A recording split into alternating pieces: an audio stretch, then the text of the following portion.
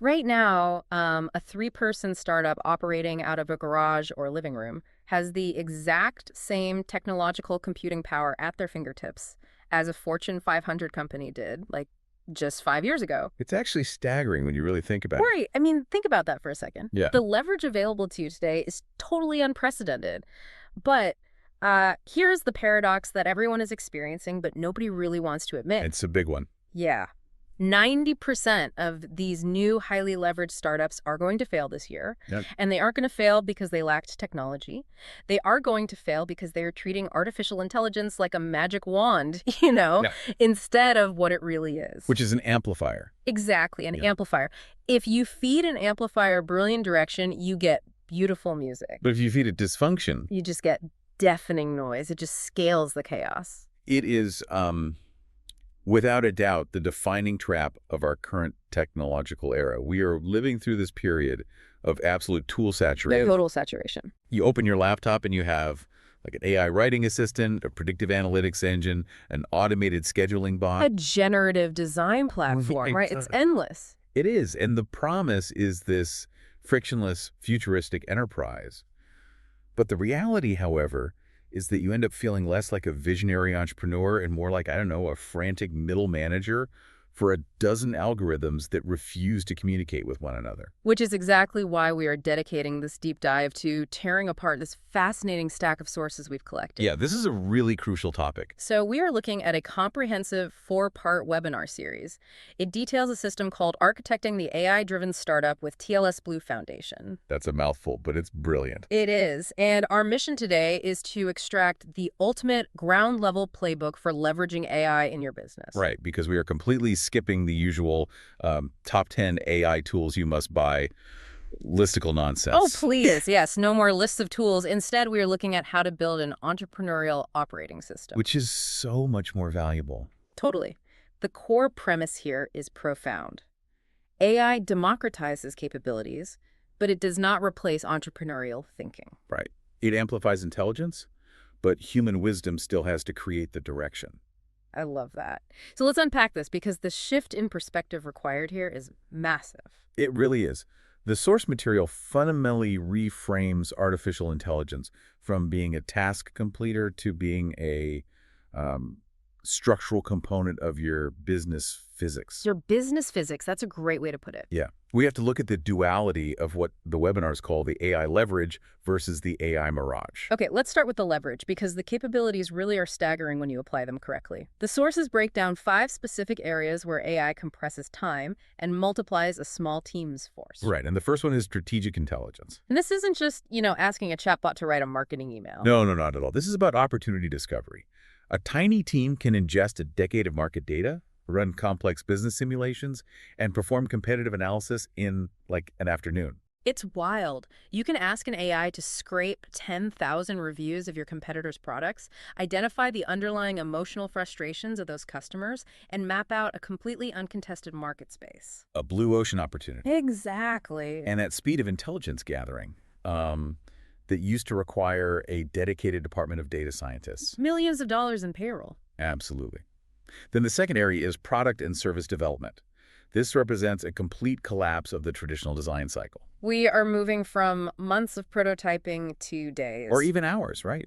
You can dynamically adjust product specs based on real-time feedback loops. Then you hit the third area, which is marketing and customer engagement. We are talking about hyper-personalized campaigns generated at scale. Dynamic pricing models, too. Right, and automated customer communication that actually feels bespoke rather than robotic. And you combine that with Area 4, operational efficiency. Which is sort of the behind-the-scenes engine, right? Yes. Workflow optimization, inventory forecasting, dynamic scheduling. Suddenly, that administrative overhead that historically strangled young companies, it just evaporates. And tying all of this together is the fifth area, knowledge accessibility. This is huge. Specialized expertise is no longer locked behind, really expensive consultants. Complex financial modeling, legal document structuring, deep technical troubleshooting, it's instantly accessible to the founders. So Hearing that list, the logical conclusion is that success is mathematically guaranteed, Yeah, I right? think so. Yeah.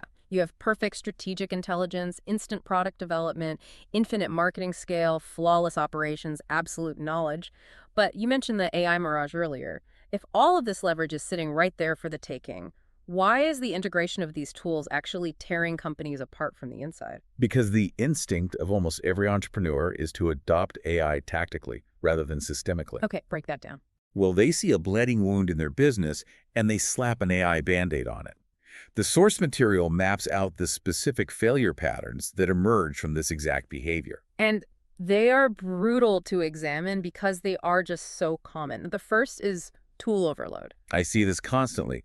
A founder reads a tech blog, and suddenly they're subscribing to a dozen different micro-saucing platforms. Yes, you end up with siloed data everywhere. Your marketing AI doesn't know what your inventory AI is doing. Exactly. And your customer service AI is hallucinating policies because it isn't connected to the central database. Total nightmare. And that fragmentation is the perfect breeding ground for the second, and arguably most dangerous, failure pattern. Which is, Local optimization. yeah. Now, this is a concept that requires deep unpacking because it goes against our basic intuition of business improvement. Okay, I'm with you. The illusion is that if you improve the efficiency of one specific department, the whole company improves. Right, that makes logical sense. But the reality is that local optimization often destroys system performance. Wait, walk me through the mechanics of that. If I make my marketing team 10 times faster, how could that possibly damage the company?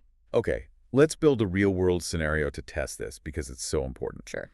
Imagine you are running a service business that relies heavily on manual execution. Let's say you've launched a startup doing residential roof replacements, Okay, residential roofing, good example. and you manage teams of independent subcontractors to do the actual labor, which, as anyone in that industry knows, means you struggle with scheduling consistency and quality control. Oh, absolutely. Managing independent crews is like herding cats. Exactly. So you decide you want to aggressively scale, right? You deploy a cutting-edge AI marketing suite. It uses generative video, dynamic ad bidding, automated email sequences. It's a masterpiece of tactical AI. Okay, so my marketing is now operating at light speed. I'm just flooding the zone. You are. Your marketing department, which might just be you and a co-founder, is locally optimized. Yeah. You suddenly generate 50 booked roof replacements in a single week. Sounds like a huge win. But here is the structural flaw. Your subcontractor scheduling, your material procurement, and your quality control are still entirely manual. Oh, wow. Yeah, your operational layer cannot handle a 10x spike in volume. The bottleneck just shifted, and it shifted violently. Violently. What happens next? The marketing AI keeps selling roofs because you told it to maximize leads. But on the ground, I don't have the crews. Exactly. The crews you do have are rushed, so the installation quality plummets. Customers who were promised a new roof in a week are now waiting 2 months. And then they flood the internet with one-star reviews. Yes. You optimized your marketing, but because you ignored the holistic flow of the business, your AI just helped you permanently destroy your brand reputation at 10 times the normal speed. That is terrifying. You essentially weaponized your own marketing against your operational capacity. That's a perfect way to phrase it. The AI did exactly what you asked it to do, but because the business lacked a central operating system, the success became a virus. And this leads directly to the next two failure patterns: data without purpose and technology-driven chaos. Right. Companies collect mountains of analytics from all these disconnected tools. But because they have no systemic framework to interpret the data, it just becomes noise. They end up reacting to whatever the technology dictates. A new language model drops, and the entire company pivots to implement it. Completely losing the thread of their core value proposition. Yep, which culminates in the final failure pattern: the loss of human focus. Where the founder stops being an entrepreneur and just devolves into like an IT technician trying to get APIs to talk to each other. There is a line from the webinars that hits like a freight train regarding this. AI can accelerate confusion just as easily as it can accelerate growth. Wow, that is a profound warning. AI is fundamentally agnostic to your dysfunction. If your company is chaotic, AI will simply scale your chaos. It really will. So, if the tactical adoption of AI is a trap, what is the alternative? If we go back to the idea of an operating system, the source material argues that you need a diagnostic tool, a framework that forces all of these AI tools to pull in the exact same direction. Right, and they call this framework TLS Blue. TLS Blue. Yeah, it's essentially an integration of the most battle-tested industrial and strategic philosophies of the last century, just updated for the era of artificial intelligence. Okay, break the acronym down for me. It stands for the theory of constraints. That's the T-Lean, Six Sigma, and Blue Ocean strategy, Uh, all wrapped in the cultural principles of the Toyota Production System, or TPS. okay, I'm going to stop you right there. Oh. Because if I am listening to this and I am trying to build a lean, agile, modern startup, the moment you say Six Sigma and Toyota Production System, my eyes just glaze over. I know, it sounds heavy. I mean, I have worked in Fortune 500 companies. Six Sigma meant 12 months of corporate bureaucracy, greenbelt certifications, endless slide decks just to change the font on a website. It sounds like putting a massive, heavy industrial diesel engine inside a go-kart. It will crush a startup. Exactly. Does a three-person startup really need this? Your reaction is entirely justified based on how these methodologies were historically applied. But this is where the source material performs a really brilliant reframing. Okay, I'm listening. The heavy, bureaucratic, manual labor of Six Sigma and Lean. The endless statistical analysis, the process mapping, the charting, that is exactly what the AI is going to do for you. Oh. The startup doesn't adopt the bureaucracy, the startup adopts the thinking framework. Oh, wow. So the AI acts as the middle management layer that traditionally made these frameworks so incredibly slow. Precisely. Let's break down the components mechanically to see how this works. We'll start with the blue in TLS Blue, Blue Ocean strategy. Red oceans versus blue oceans, right? Right. Red oceans are existing markets where everyone is fighting over the same customers, competing on price, and bleeding each other dry. A blue ocean is about using innovation to create completely uncontested market space. So going back to our roofing startup example, instead of fighting to be the cheapest roofing contractor in the city, you look for what the industry ignores. Exactly. Maybe it's a subscription-based roof maintenance model or, I don't know, integrating solely tiles natively. Yes.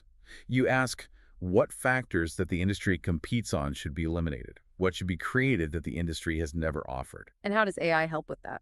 AI accelerates this by analyzing massive data sets of customer complaints across your competitors, finding the blind spots that no human could see by just reading reviews. That is your strategic direction. Okay, so Blue Ocean tells us where to aim the ship. What about the theory of constraints?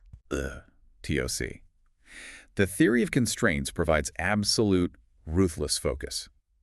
It's based on the physics of flow. It states that any complex system has exactly one constraint, one bottleneck that dictates the maximum output of the entire system. Think of water flowing through pipes of different diameters, right? Thick analogy. If you have a massive pipe that funnels into a tiny 1-inch pipe and then flows into another massive pipe, the water can only flow as fast as that 1-inch pipe allows. Yes. And here is the brutal truth that TOC exposes. Any improvement made anywhere other than that 1-inch pipe is an absolute illusion. Wait, really? Any improvement? Any improvement. If you widen the massive pipe before the bottleneck, you just accumulate more water waiting to get through. If you widen the pipe after the bottleneck, it just sits empty. Which maps perfectly back to our roofing example. It really does. The marketing team was widening the pipe before the bottleneck. They pumped massive amounts of water leads and sales into the system, but the subcontractor scheduling was the 1-inch pipe. Yep. All that water just backed up and flooded the company. Exactly. TOC says you must find the constraint and subordinate every single resource in the company to maximizing flow through that specific constraint. Once you understand this, you realize that most startups fail because they are spending their capital and energy optimizing non-constraints. Wow. And then we bring in Lean and Six Sigma to deal with the flow itself. Lean is about cutting the fat, right? Lean focuses on the elimination of waste. But not just throwing things away. It defines waste mechanically. Excess motion, waiting time, overproduction, unnecessary transportation. It's about smoothing the velocity. Yes, the velocity of the value flowing through the system. But if Lean makes you go fast, doesn't speed introduce errors? If I'm moving incredibly fast, I'm going to drop things. I assume that is where the Six Sigma comes in. You've hit the exact tension between the two. Lean increases velocity. Six Sigma ensures quality. Okay. Six Sigma is a statistical methodology for reducing variation and detecting anomalies. If your roofing crews are installing shingles, variation is your enemy. Right. If crew A uses 5 nails per shingle and crew B uses 3. That variation leads to leaks, which leads to rework, which destroys your flow. And the Toyota Production System, TPS, is the cultural glue holding this together. TPS is the foundational mindset. It is the culture of respect for people, continuous learning, and stopping the line the moment a defect is detected, rather than passing bad work down the chain. So, putting this all together under the TLS Blue umbrella, I am not hiring certified Six Sigma black belts. Please don't. Right. I am using this framework as a diagnostic lens. I use Blue Ocean to find a market nobody else is in. I use TOC to find the one single bottleneck stopping me from capturing that market. I use Lean to cut the wasted time around that bottleneck. And I use Six Sigma to make sure the output of that bottleneck is flawless every single time. That is the perfect synthesis. Now let's look at how the AI actually executes this on a granular level. Yes, let's get into the day-to-day. The second webinar in the source material breaks the business down into 4 distinct organizational layers: strategic, tactical, operational, and functional. To become an intelligent enterprise, you have to architect AI into each of these layers specifically. Okay, let's start at the top. Layer 1, the strategic layer. The text notes that this layer defines purpose, long-term direction, and market positioning. Right. At the strategic layer, AI acts as your entrepreneurial intelligence engine. You are not using it to draft a tweet. Right. You are using it to digest macroeconomic reports, analyze shifting consumer sentiment, run deep scenario modeling. So if you are that roofing startup, you might feed the AI municipal permit data spanning the last decade, overlaid with severe weather patterns, to predict exactly which zip codes will have the highest demand for emergency roof repairs next quarter. That is incredible, but the text is very careful to distinguish between intelligence and wisdom here. It's a key distinction. The AI can point out that a specific zip code is a highly profitable market, but the founder still has to decide if emergency storm chasing aligns with the core purpose of their brand. The human provides the wisdom to choose the path. Exactly. And once that path is chosen, the human translates that strategy down to the second tier, the tactical layer. The tactical layer. This is where strategy converts into coordinated initiatives. The source highlights dynamic buffer management and project prioritization here. How does AI operate at this layer? What is the actual mechanism? This is where we look at the AI acting like the shock absorbers on a car. Shock absorbers. Yeah. A buffer in business is your protection against chaos. It's the extra inventory in your warehouse, Yep. the extra days built into a project timeline, or the standby capacity of your subcontractors. In a traditional business, managing these buffers is a static, manual nightmare of spreadsheets. Right. You get that you need an extra pallet of shingles just in case, and it sits there tying up cash. Or worse, getting ruined by the weather. Exactly. But tactical AI monitors these buffers dynamically in real time. Mechanically, you use an API to connect your CRM, your inventory management software, and your crew scheduling platform into a central AI model. The AI monitors the flow of work. It sees that a massive storm just hit. It evaluates your current supply of materials. It checks the GPS location and availability of your crews. Wow. And it dynamically reschedules your subcontractors while automatically issuing purchase orders for more materials before shortage even occurs. It is absorbing the bumps in the road so the chassis of the business stays perfectly level. It's coordinating the flow so that the marketing department doesn't accidentally sell a project that the operations team doesn't have the materials to build. Yes, it enforces the theory of constraints by preventing any department from launching an initiative that would overwhelm the system's bottleneck. Which brings us down to the third tier, the operational layer. This is the execution of the actual value flow. This is where Lean and Six Sigma really take over. Here, the AI isn't just planning. It is actively observing the work. For Lean, the AI evaluates the timestamps of every task in your project management software. It flags that every time an invoice goes to the accounting department, it sits untouched for 48 hours. It mathematically identifies the waiting time, the waste. And suggests an automated workflow to eliminate it. And for Six Sigma, how does AI monitor quality control, especially in a physical service business like our roofing example? This is where it gets revolutionary. I can't wait. You require your subcontractors to take drone photos of the roof at specific stages of the installation. You feed those images into a computer vision AI that has been trained on thousands of perfect roof installations. Oh, man. The AI instantly analyzes the nail patterns, the flashing alignment, the shingle overlap. It detects a millimeter of variation, a Six Sigma defect, and alerts the crew to fix it while they are still on the roof. That is mind-blowing. You have effectively automated a master inspector to look over the shoulder of every single worker simultaneously. You've eliminated the variance. You have. And finally, you reach the functional layer. This is the fourth tier. These are the specialized granular activities. Hmm. Marketing copy, coding, finance, customer service. This is what most people think of when they think of AI. Using an LLM to write a blog post or setting up a customer service chatbot. Exactly. But the source material delivers an absolutely vital warning here, written in bold.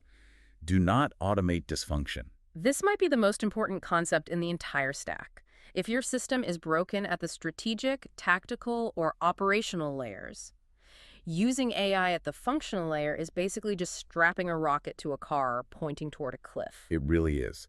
If your customer onboarding process is fundamentally confusing and broken, using an AI to automatically email new customers faster doesn't solve the problem. It just means you irritate thousands of customers instantaneously rather than one by one. You simply scaled your own dysfunction. And this requires such a radical identity shift for the listener. The webinars make it very clear. To survive this transition, you can no longer operate as a task manager. You cannot just sit around delegating functional tasks to AI bots. You have to elevate yourself into the role of a system architect. You have to design the flow of value through these 4 layers. A task manager asks, how can I get this blog post written faster? A system architect asks, if I increase the velocity of marketing content at the functional layer, do I have the tactical buffers and operational capacity to handle the resulting demand without breaking my system constraint? Exactly. It's a completely different level of thinking. Okay, I am thoroughly convinced. The architecture makes sense. The layers make sense. But if I am a listener sitting at my desk right now staring at a blank whiteboard, how do I actually build this? What is the sequence of execution? That bridges us into the core of the 3rd webinar, the 5-step blueprint for the AI-enabled startup. The sources provide a rigorous chronological methodology for implementing this architecture. Step 1 is define purpose of existence, which sounds philosophical, but the text insists it must be practical. You must articulate precisely why your business deserves to exist in the market. Because without purpose, the AI has no direction. You use AI in this step to analyze customer pain points and run sentiment analysis, but ultimately the founder must draw a line in the sand and say, we exist to solve this specific problem. Once that flag is planted, you move to step 2, define the goal. The source explicitly notes that the goal must be measurable, and it highlights a massive trap, setting what they call self-defeating success limits. Yeah. A self-defeating success limit is a goal that, if achieved, structurally destroys the company. Give me an example. Setting a goal to acquire 10,000 users this month, when your server architecture mathematically crashes at 5,000 users. You achieved the goal, and the reward was the death of the platform. Ouch. Yeah. The system architect uses AI to model these revenue scenarios and capacity requirements to ensure the goals are sustainable. Which brings us to the linchpin of the entire framework. Step 3, identify the constraint. We talked about the theory of constraints earlier, but putting it into practice is where the rubber meets the road. Step 3 demands absolute honesty. Every single business has a constraint. It might be market awareness. It might be cash flow. It might be the founder's own bandwidth to make decisions. Or, as in our previous example, it might be subcontractor availability. And the text says you use AI to hunt for these bottlenecks by looking for workflow interruptions. You analyze where capital gets stuck, where time pools up, or where customer complaints cluster. The hardest part of step 3 is the psychological discipline it requires. Once you identify that constraint, the rule is absolute. Improving non-constraints is a total waste of energy. Let's really hammer this home. If my constraint is that I cannot recruit enough qualified subcontractors, but an AI tool comes out tomorrow that can automatically generate incredibly viral social media content for my business, I shouldn't use it. You absolutely should not use it to drive general sales. Really? If you do, you will increase demand that you cannot fulfill. You will stress your existing subcontractors until they quit, your quality will tank, and you will destroy your business. The AI tool is a distraction. So what do I do with it? The only acceptable use of AI at that moment is directing it entirely at the constraint. Using the AI to scrape job boards, automatically vet subcontractor resumes, and streamline the hiring process. You fix the bottleneck. Nothing else matters. That is a staggering level of focus. Most entrepreneurs want to fix everything simultaneously. TLS Blue forces you to fix one thing at a time. And that leads to step 4, synchronize the organization. In TOC terminology, this is called subordinating to the constraint. Once you know the bottleneck, every other department in the company must subordinate its pace to support that constraint. Marketing only generates enough leads to keep the subcontractors fully booked, but not overwhelmed. Procurement only orders enough materials for the jobs that the subcontractors can actually finish. The AI acts as the metronome. It looks at the capacity of the bottleneck and sets the rhythm for the rest of the company, ensuring perfect synchronization. Precisely. And once the organization is synchronized and the bottleneck is broken, meaning you finally hire enough crews, what happens? The constraint moves. Well, Suddenly, you have 50 crews sitting idle, and your new constraint is that you don't have enough sales to keep them busy. exactly. And that triggers step 5. Create continuous innovation. You must continuously reimagine value to attack the new constraint. You use AI to rapidly prototype new service offerings, explore blue ocean adjacencies, and find new demand. The cycle begins again. Good systems improve faster. Poor systems fail faster. That is a direct quote from the source, and it encapsulates this entire blueprint. Historically, a company's competitive advantage was the amount of capital they had raised or the size of their labor force. But AI commoditizes both coding and basic labor. The new competitive advantage is not size. It is clarity. It is your speed of learning. It is your ability to maintain systemic alignment while integrating new intelligence. Okay, this theory is airtight, the mechanics make sense, but I want to advocate for the listener who is starting from literal zero. Fair enough. If I don't have a functioning company to synchronize yet, if I am just one person with a laptop and an idea, this 5-step blueprint might feel too massive to tackle on day one. The source material anticipates this perfectly. The fourth and final webinar shifts from macro architecture to micro execution. It outlines a highly practical 90-day action plan built on what they call the new rules of entrepreneurship. Let's dissect these new rules because they aggressively challenge traditional business school logic. Rule 1. Speed matters more than size. Rule 2. Learning matters more than perfection. Rule 3. Adaptability matters more than rigid planning. And Rule 4. Systems thinking matters more than isolated talent. The directive for the new entrepreneur is to completely abandon the idea of building a massive, complex enterprise right out of the gate. Your sole objective in the beginning is to build learning momentum. You use AI to launch tiny, low-risk experiments. So, breaking down the 90-day plan, days 1 through 30, what is the tactical objective? Month 1 is purely foundational. Do not try to automate a complex workflow. Spend these 30 days defining your purpose. Learn the fundamental capabilities of the AI tools, understand what an LLM is good at, and what a computer vision API can actually do. Most importantly, use the AI to identify genuine market pain points. Read the complaints. Study the friction in the market. You are surveying the landscape. Then we hit days 31 through 60. This is the execution phase, but on a micro scale.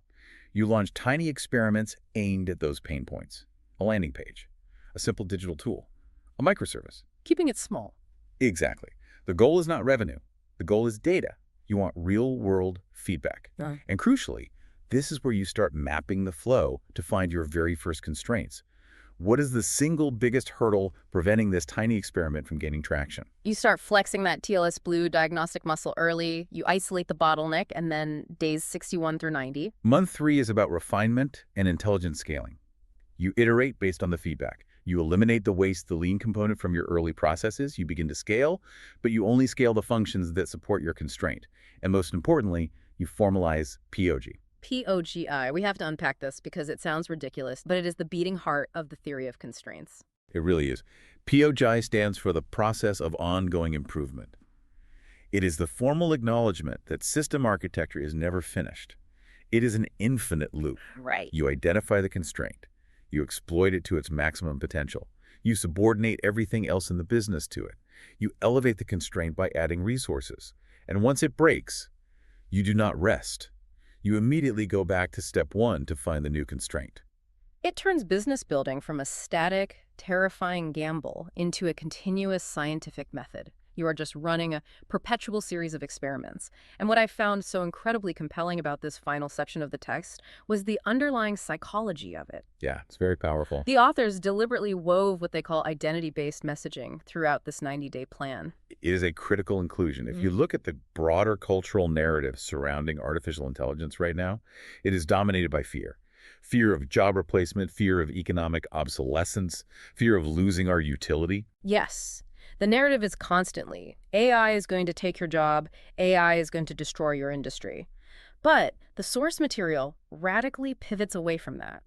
It frames the TLS Blue framework not just as a management tool, but as a mechanism for personal empowerment.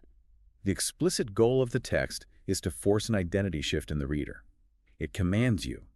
Become a builder, not merely a consumer. Become a systems thinker. It is telling the entrepreneur that AI is not a wave coming to drown them. It is an engine waiting for them to turn the key. But to turn the key, you have to adopt the identity of the system architect. The text even provides a series of interactive reflection questions designed to force the listener to look inward before they ever write a line of code or subscribe to a new software platform. And I want to pose these exact questions to you, the listener, right now. Really think about the physics of your own daily life. The first question is, what specific recurring problem frustrates the people around you that you uniquely understand how to solve? The second question, look at your calendar from last week. What mind-numbing, repetitive administrative work consumed your time that an AI could eliminate for you starting tomorrow? And the third question, what is your deepest, most unique skill, your human wisdom, and how could you use artificial intelligence to multiply the reach of that skill by a factor of 10? By wrestling with those questions, you realize that TLS Blue isn't just about corporate efficiency. It is a navigational system for your own potential. It cuts through the paralyzing noise of the modern tech landscape and gives you back control. It replaces chaos with clarity.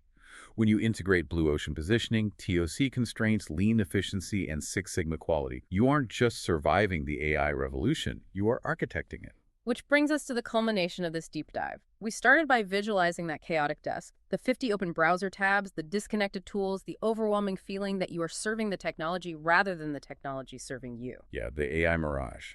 Exactly. And how adopting tools tactically leads to the catastrophic failure patterns of local optimization and data without purpose. We then decoded the antidote. We saw how TLS Blue provides the necessary physics for an intelligent enterprise.